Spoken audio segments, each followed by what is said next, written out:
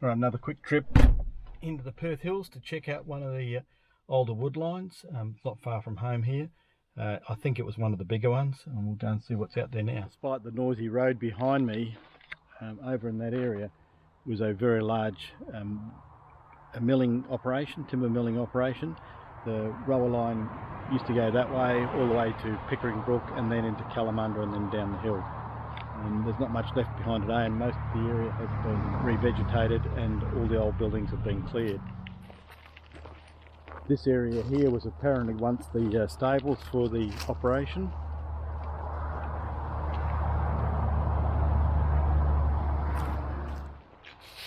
Imagine a tree like that still alive today. It's really sad they cut them all down. Somewhere in this area it was supposed to be a cricket pitch. I'm guessing it's not concrete or actually tar, but probably just a clearing in the ground, maybe with some gravel over the top of it, but that's long gone. Around this area also was supposed to be a number of other houses, like the manager's house, but all that seems to be left are all bits and pieces of broken brick. Fair few of those around here. I'm not actually sure where it was, could be anywhere around in this area. There is very little left over from those days. Only a few weeks ago, a fairly big fire ran through the area, probably about 500 metres to my right hand side. Took out all the bush that's there, and this is the sort of country it cut through.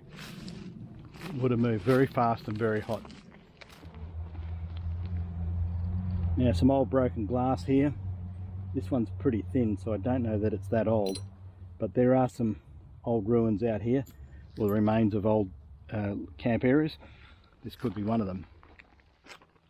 Might seem like this is aimless wandering through the bush, but I am looking for something that is around here, and it's quite special.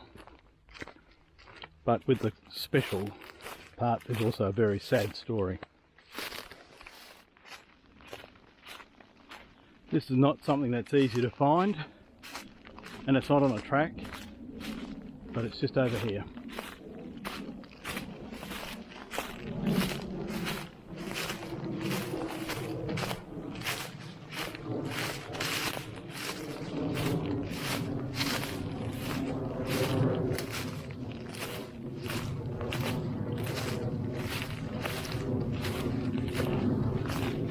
And this is what I was afraid would have been lost in the bushfire.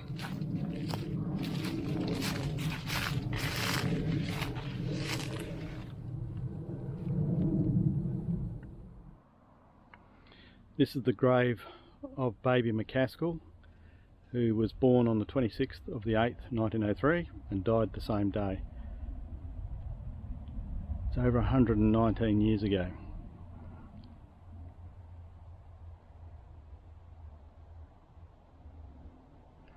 So the wooden frame with the pickets on has been around for quite some time. This is not the original one, I would guess. It's been replaced, but the outer barricade has been built in more modern times to protect the site. Unfortunately, it's all made of wood, including the headboard, and it would not last in a fire to be gone. So this grave is not hidden from anybody. It's just not published anywhere, its location. I found it about 20 years ago, and I have never shared the location. In all the trips we do where we find lonely graves or abandoned cemeteries, we don't publish the geographical references for it.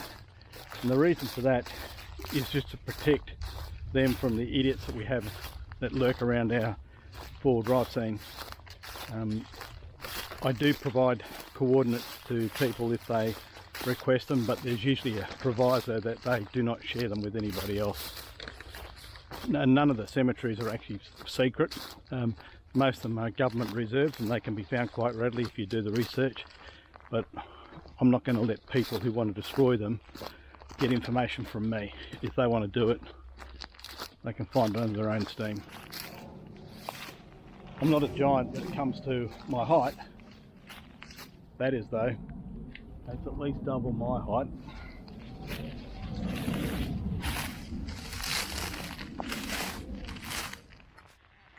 Somewhere back there, past the young fella's grave, is supposed to be a dam that was connected to the town side over that way by a galvanised iron pipe. I haven't actually found the dam. I can't see it on Google Earth.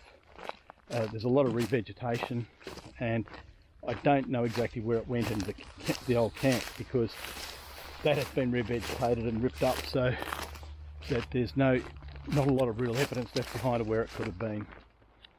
Parts of this road are actually heritage listed because of these cobblestones that are there.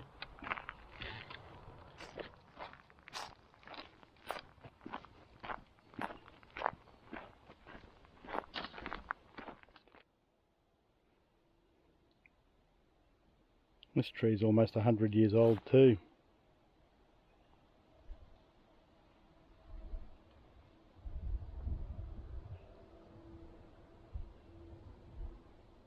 What that actually means is that around here was probably the schoolyard.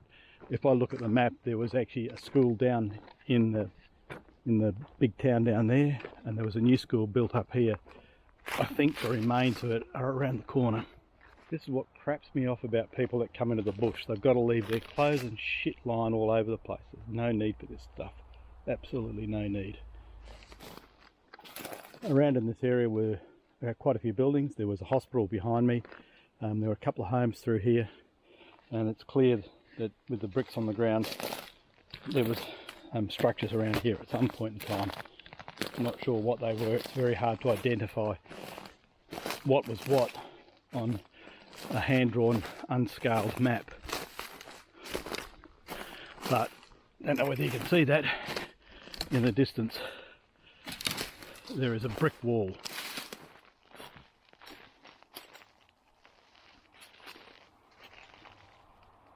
Bit hard to say what this was used for.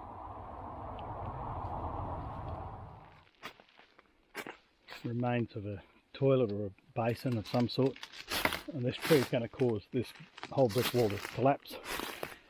And just here there is some more earthworks with a little wall over there and heaps of asbestos lying on the ground.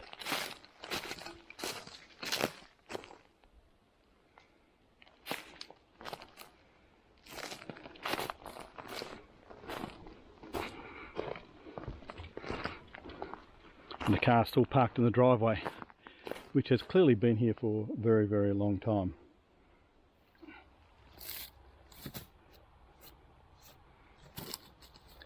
So the marking on this brick is SBW. Don't know what was here, but once again, there's only scant remains. I left home about 3/4 of an hour ago. When I got home from work, it was 34 degrees still, so it's still pretty warm.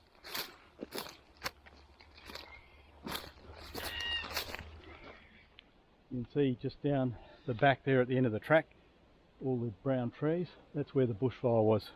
So it was very, very close to ruining whatever else is left around here. Don't think 100 years ago they had flat screen TVs and vacuum cleaners of some sort. There's another TV set.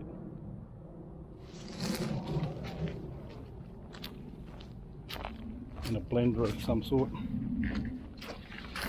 And this is what the mill looked like in its heyday. Stay tuned, part 2 is coming up soon.